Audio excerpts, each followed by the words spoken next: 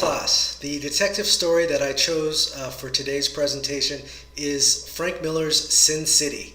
It is one of my favorite graphic novels, not the movie, but the book, because of the way that the story and art intermix with one another. The story tells the tale of Marv and his quest to find the killer of his beloved Goldie. What I like about the main character Marv is that he isn't the traditional hero, but rather more of a, considered an anti-hero, where it's really him against the world. And along his journey, a lot of things come out, forcing him to delve deeper and deeper into Sin City. So with that, here's my presentation. The hardboiled genre is known for its gritty realism, and it differs from the golden age of detective fiction. For instance, the Sherlock Holmes character, where he uses his powers of logic to solve a case, deductive reasoning, and his faithful sidekick Watson in tow. The hardboiled character, such as Sam Spade, is gritty, realistic, and morally ambiguous. The hardboiled genre is known for its realism. Sin City starts off as a classic whodunit with the murder of Goldie. The protagonist and hero Marv represents the archetype of the hard-boiled character. Marv is grimy and is described in the book as a thug. Marv operates and is comfortable in the underworld. Although considered a bad guy, Marv has a code of ethics and is truthful compared to the morally ambiguous setting of Sin City. Through his journey, Marv begins to realize things are not as they seem. Government officials and police are tied directly into Goldie's murder. As he uncovers the truth, Marv's world begins to be turned upside down. The only thing helping him to survive is his strict moral code. Marv finds the murderer is Cardinal Patrick Henry Rourke. The Catholic Church is implicated in the murder of Goldie. Although the murderer is Cardinal Rourke, the main idea of the story is that Marv is fighting something greater than himself. Cardinal Rourke is represented as everything that Marv is not. Rourke is successful, is a cardinal of the church, and a member of high society. With the discovery that he is the murderer, Marv must use his moral code to confront the villain. The conflict of the story comes from the ideas the villain and hero represent. Marv and Cardinal Rourke are on two ends of the opposite spectrum. Marv is a criminal and considered evil, and Cardinal Rourke is a religious figure of the church and considered good. The interplay of the opposite drives this conflict of the story.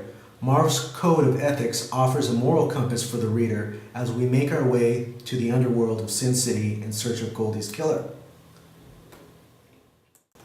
The main reason why I like Sin City is that the ideas of good and evil are inverted. You would think that Marv would be the villain and the killer of Goldie, and the church with Cardinal Rourke would be the hero.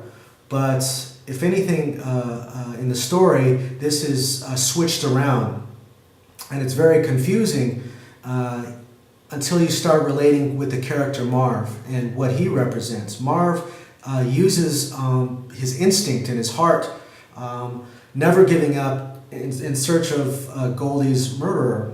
And by confronting good, Marv ends up becoming good himself and, I guess, standing up for what he believes in. So even though he might be considered wrong by confronting the so-called good, he is truthful in his journey. And, when he dies at the end of the story, we feel something for him. Within the hardboiled genre, there's the character archetype known as the femme fatale. In Sin City, Goldie's death acts as a catalyst and call to action for Marv. While investigating the murder, Marv meets and uncovers Goldie's twin sister, Wendy. This character helps Marv in his journey to discover the truth. Goldie's twin sister, Wendy, represents the classic femme fatale and adds a layer of depth to the story. She arrives onto the scene very mysteriously and plays into the ideals of the femme fatale, and ends up leading Marv into finding out the truth. Sin City plays a very important part in the story. Although it's not alive or manifested in a character, it seems to be always watching what's taking place. This battle between good and evil with Marv and Rourke. It offers no commentary on what's going on, but seems almost as a reflection of the events that are taking place. At the end of the story, when Marv finally confronts Cardinal Patrick Rourke, uncovering Rourke and meeting him for the first time, Rourke is a small, shallow, hollow of a man, almost incapable of committing the atrocious acts that he's been doing for a number of years. Marv, with his overpowering strength, administers his own form of justice, which is killing and murdering Patrick Rourke.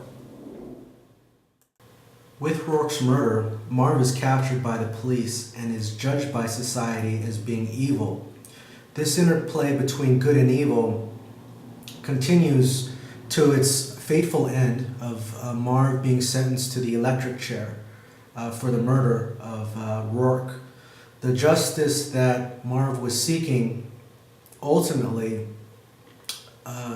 finds its conclusion with his death. Although Rourke acted as the main villain of the story, society also played a role in both Goldie's and Marv's death.